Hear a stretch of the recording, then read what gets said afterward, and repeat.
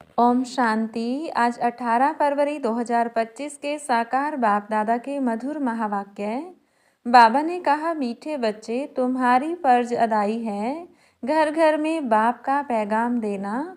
कोई भी हालत में युक्ति रचकर बाप का परिचय हरेक को अवश्य दो। प्रश्न, तुम बच्चों को किस एक बात का शौक रहना चाहिए? उत्तर, जो नई नई पॉइंट्स निकलती हैं उनको अपने पास नोट करने का शौक रहना चाहिए, क्योंकि इतनी सब पॉइंट्स याद रहना मुश्किल हैं। नोट्स लेकर फिर कोई को समझाना है, ऐसे भी नहीं कि लिख कर फिर कॉपी पड़ी रहे। जो बच्चे अच्छी रीति समझते हैं उन्हें नोट्स लेने का शौक रहता है। गीत लाख जमाने वाले। ओम शांति। मीठे मीठे रूहानी बच्चों ने गीत सुना। रूहानी बच्चे यह अक्षर एक बाप ही कह सकते हैं। रूहानी बाप बिगर कभी कोई किसको रूहानी बच्चे कह नहीं सकते। बच्चे जानते हैं सब रूहों का एक ही बाप है। हम सब भाई भाई हैं, गाते भी हैं ब्रदरहुड। फिर भी माया की प्रवेशता ऐसी है जो परमात्मा को सर्वव्यापी कह देते हैं तो फादरहुड हो पड़ता है। रावण राज्य पुरानी दुनिया में ही होता है, नई दुनिया में राम राज्य अथवा ईश्वरीय राज्य कहा जाता है। यह समझने की बातें हैं। दो राज्य जरूर हैं, ईश्वरीय राज्य और आसुरी राज्य। नई दुनिया और पुरानी दुनिया। नई दुनिया जरूर बाप ही रचते होंगे। इस दुनिया में मनुष्य नई दुनिया और पुरानी दुनिया को भी नहीं समझते हैं। गोया कुछ नहीं समझते हैं। तुम भी कुछ नहीं जानते थे, बेसमझ थे। नई सुख की दुनिया कौन स्थापन करता है? फिर पुरानी दुनिया में दुख क्यों होता है? स्वर्ग से नर्क कैसे बनता है? यह किसको भी पता नहीं है। इन बातों को तो मनुष्य ही जानेंगे ना। देवताओं के चित्र भी हैं तो जरूर आदि सनातन देवी देवताओं का राज्य था, इस समय नहीं है। यह है प्रजा का प्रजा पर राज्य। बाप भारत में ही आते हैं। मनुष्यों को यह पता नहीं है कि शिव बाबा भारत में आकर क्या करते हैं। अपने धर्म को ही भूल गए हैं। तुमको अब परिचय देना है त्रिमूर्ति और शिव बाप का। ब्रह्मा देवता, विष्णु देवता, शंकर देवता कहा जाता है, फिर कहते हैं शिव परमात्माए नमः। तो तुम बच्चों को त्रिमूर्ति शिव का ही परिचय देना है। ऐसी ऐसी सर्विस करनी है। कोई भी हालत में बाप का परिचय सबको मिले तो बाप से वर्षा ले लेवें। तुम जानते हो हम अभी वर्षा ले रहे हैं और भी बहुतों को वर्षा लेना है। हमारे ऊपर फर्ज अदाई है घर घर में बाप का पैगाम देने की। वास्तव में मैसेंजर एक बाप ही है। बाप अपना परिचय तुमको देते हैं, तुमको फिर औरों को बाप का परिचय देना है, बाप की नॉलेज देनी है। मुख्य है त्रिमूर्ति शिव, इनका ही कोट ऑफ आर्म्स भी बनाया है। गवर्नमेंट इनका यथार्थ अर्थ नहीं समझती है। उसमें चक्र भी दिया है चरखे मिसल और उसमें फिर लिखा है सत्यमेव जयते। इनका अर्थ तो निकलता नहीं। यह तो संस्कृत अक्षर है। अब बाप तो है ही ट्रुथ। वह जो समझाते हैं उससे तुम्हारी विजय होती है सारे विश्व पर। बाप कहते हैं मैं सच कहता हूँ, तुम इस पढ़ाई से सच सच नारायण बन सकते हो। वो लोग क्या क्या अर्थ निकालते हैं वह भी उनसे पूछना चाहिए। बाबा तो अनेक प्रकार से समझाते हैं। जहाँ जहाँ मेला लगता है वहाँ नदियों पर भी जाकर समझाओ। पतित पावन गंगा तो हो नहीं सकती। नदियाँ सागर से निकली हैं, वह है पानी का सागर। उनसे पानी की नदियाँ निकलती हैं। ज्ञान सागर से ज्ञान की नदियाँ निकलेंगी। तुम माताओं में अब ज्ञान है। गौ मुख पर जाते हैं, उनके मुख से पानी निकलता है। समझते हैं यह गंगा का जल है। इतने पढ़े लिखे मनुष्य समझते नहीं कि यहाँ गंगा जल कहाँ से निकलेगा। शास्त्रों में है कि बाण मारा और गंगा निकल आई। अब यह तो है ज्ञान की बातें, ऐसे नहीं कि अर्जुन ने बाण मारा और गंगा निकल आई। कितना दूर दूर तीर्थों पर जाते हैं, कहते हैं शंकर की जटाओं से गंगा निकली, जिसमें स्नान करने से मनुष्य से परी बन जाते हैं, मनुष्य से देवता बन जाते। यह भी परी मिसल है ना। अब तुम बच्चों को बाप का ही परिचय देना है, इसलिए बाबा ने यह चित्र बनवाए हैं। त्रिमूर्ति शिव के चित्र में सारी नॉलेज है, सिर्फ उन्हों के त्रिमूर्ति के चित्र में नॉलेज देने वाले का चित्र नहीं है, नॉलेज लेने वाले का चित्र है। अभी तुम त्रिमूर्ति शिव के चित्र पर समझाते हो, ऊपर है नॉलेज देने वाला। ब्रह्मा को उनसे नॉलेज मिलती है जो फिर फैलाते हैं। इसको कहा जाता है ईश्वर के धर्म के स्थापना की मशीनरी। यह देवी देवता धर्म बहुत सुख देने वाला है। तुम बच्चों को अपने सत्य धर्म की पहचान मिली है। तुम जानते हो हमको भगवान पढ़ाते हैं। तुम कितना खुश होते हो। बाप कहते हैं तुम बच्चों की खुशी का पारावार नहीं होना चाहिए, क्योंकि तुम्हें पढ़ाने वाला स्वयं भगवान है। भगवान तो निराकार शिव है, न कि श्री कृष्ण। बाप बैठ समझाते हैं सर्व का सदगति दाता एक है। सदगति सतयुग को कहा जाता है, दुर्गति कलयुग को कहा जाता है। नई दुनिया को नई, पुरानी को पुरानी ही कहेंगे। मनुष्य समझते हैं अभी दुनिया को पुराना होने में 40,000 वर्ष चाहिए।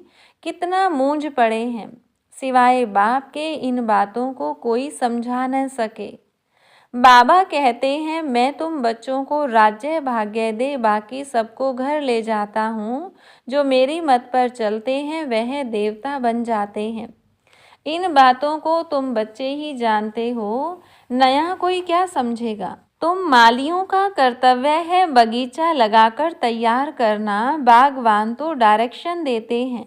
ऐसे नहीं बाबा कोई नयों से मिलकर ज्ञान देगा, यह काम मालियों का है, समझो। बाबा कलकत्ते में जाए तो बच्चे समझेंगे हम अपने ऑफिसर को, फलाने मित्र को बाबा के पास ले जाएं। बाबा कहेंगे वह तो समझेंगे कुछ भी नहीं, जैसे बुद्धू को सामने ले आकर बिठाएंगे। इसलिए बाबा कहते हैं नए को कभी बाबा के सामने लेकर न आओ। यह तो तुम मालियों का काम है, न कि बागवान का। माली का काम है बगीचे को लगाना, बाप तो डायरेक्शन देते हैं ऐसे ऐसे करो।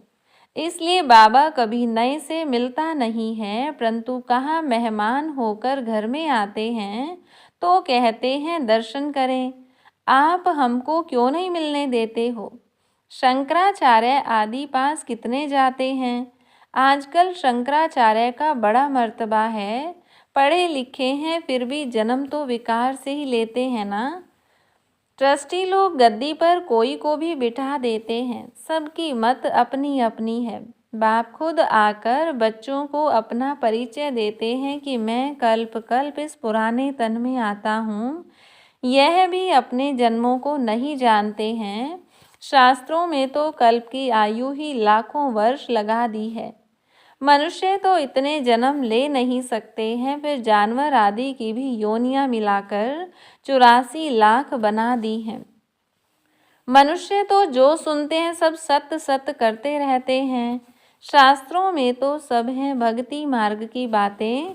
कलकत्ते में देवियों की बहुत शोभावान सुंदर मूर्तियां बनाते हैं, सजाते हैं, फिर उनको डुबो देते हैं। यह भी गुड़ियों की पूजा करने वाले बेबीज ठहरे, बिल्कुल इनोसेंट। तुम जानते हो यह है नर्क, स्वर्ग में तो अथाह सुख थे। अभी भी कोई मरता है तो कहते हैं फलाना स्वर्ग पधारा, तो जरूर कोई समय स्वर्ग था, अब नहीं है। नर्क के बाद फिर जरूर स्वर्ग आएगा। इन बातों को भी तुम जानते हो। मनुष्य तो रिंचक भी नहीं जानते, तो नया कोई बाबा के सामने बैठ क्या करेंगे। इसलिए माली चाहिए जो पूरी परवरिश करे। यहाँ तो माली भी ढेर के ढेर चाहिए। मेडिकल कॉलेज में कोई नया जाकर बैठे तो समझेगा कुछ भी नहीं। यह नॉलेज भी है नई। बाप कहते हैं मैं आया हूँ सबको पावन बनाने। मुझे याद करो तो पावन बन जाएंगे। इस समय सब हैं तमो प्रधान आत्माएं। तब तो कह देते आत्मा सो परमात्मा। सब में परमात्मा है तो बाप थोड़े ही बैठ ऐसों से माथा मारेगा। यह तो तुम मालियों का काम है कांटों को फूल बनाना। तुम जानते हो भक्ति है रात ज्ञान है दिन। गाया भी जाता है ब्रह्मा का दिन ब्रह्मा की रात।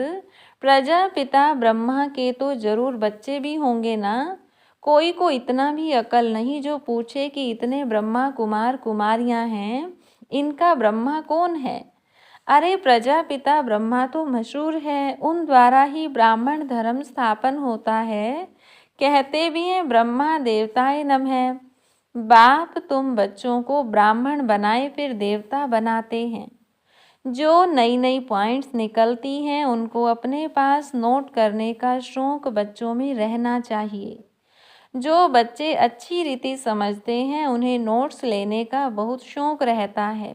नोट्स लेना अच्छा है क्योंकि इतनी सब पॉइंट्स याद रहना मुश्किल हैं। नोट्स लेकर फिर कोई को समझाना है, ऐसे नहीं कि लिख कर फिर कॉपी पड़ी रहे। नई नई पॉइंट्स मिलती रहती हैं तो पुरानी पॉइंट्स की कॉपियाँ पड़ी रहती हैं। स्कूल में भी पढ़ते जाएंगे, पहले दर्जे वाली किताब पड़ी रहती है। जब तुम समझाते हो तो पिछाड़ी में यह समझाओ कि मन मना भव। बाप को और सृष्टि चक्र को याद करो। मुख्य बात है मामेकम याद करो। इसको ही योग अग्नि कहा जाता है। भगवान है ज्ञान का सागर, मनुष्य हैं शास्त्रों का सागर। बाप कोई शास्त्र नहीं सुनाते हैं, वह भी शास्त्र सुनाए तो बाकी भगवान और मनुष्य में फर्क क्या रहा। बाप कहते हैं इन भक्ति मार्ग के शास्त्रों का सार मैं तुमको समझाता हूँ। वह मुरली बजाने वाले सर्प को पकड़ते हैं तो उसके दांत निकाल देते हैं। बाप भी विष पिलाना तुमसे छुड़ा देते हैं। इसी विष से ही मनुष्य पतित बने हैं। बाप कहते हैं इनको छोड़ो फिर भी छोड़ते नहीं हैं। बाप गोरा बनाते हैं फिर भी गिरकर काला मुंह कर देते हैं। बाप आए हैं तुम बच्चों को ज्ञान चिता पर बिठाने। ज्ञान चिता पर बैठने से तुम विश्व के मालिक जगत जीत बन जाते हो। अच्छा मीठे मीठे सिकिलधे बच्चों प्रति माता पिता बाप दादा का याद प्यार और गुड मॉर्निंग। रूहानी बाप की रूहानी बच्चों को नमस्ते। रूहानी बच्चों की रूहानी बाप दादा को नमस्ते। धारणा के लिए मुख्य सार। पहली पॉइंट, सदा खुशी रहे कि हम सत्य धर्म की स्थापना के निमित्त हैं। स्वयं भगवान हमें पढ़ाते हैं। हमारा देवी देवता धर्म बहुत सुख देने वाला है। दूसरी पॉइंट, माली बन कांटों को फूल बनाने की सेवा करनी है। पूरी परवरिश कर फिर बाप के सामने लाना है, मेहनत करनी है। वरदान, पुरानी देह और दुनिया को भूलने वाले बाप दादा के दिल तख्त नशीन भव। संगम युगी श्रेष्ठ आत्माओं का स्थान है ही बाप दादा का दिल तख्त। ऐसा तख्त सारे कल्प में नहीं मिल सकता। विश्व के राज्य का व स्टेट के राज्य का तख्त तो मिलता रहेगा, लेकिन यह तख्त नहीं मिलेगा। यह इतना विशाल तख्त है जो चलो फिरो खाओ सो, लेकिन सदा तख्त नशीन रह सकते हो। जो बच्चे सदा बाप दादा के दिल तख्त नशीन रहते हैं वे इस पुरानी देह व देह की दुनिया से विस्मृत रहते हैं, इसे देखते हुए भी नहीं देखते। स्लोगन, हद के नाम मान शान के पीछे दौड़ लगाना अर्थात परछाई के पीछे पड़ना। अव्यक्त इशारा आज का, जैसे कोई भी नई इन्वेंशन अंडरग्राउंड जाने से कर सकते हैं, वैसे आप भी जितना अंडरग्राउंड अर्थात अंतर्मुखी रहेंगे उतना नई नई इन्वेंशन व योजनाएं निकाल सकेंगे। अंडरग्राउंड रहने से एक तो वायुमंडल से बचाव हो जाएगा, दूसरा एकांत प्राप्त होने के कारण मनन शक्ति भी बढ़ेगी, तीसरा कोई भी माया के विघ्नों से सेफ्टी का साधन बन जाता है। अच्छा, ओम शांति।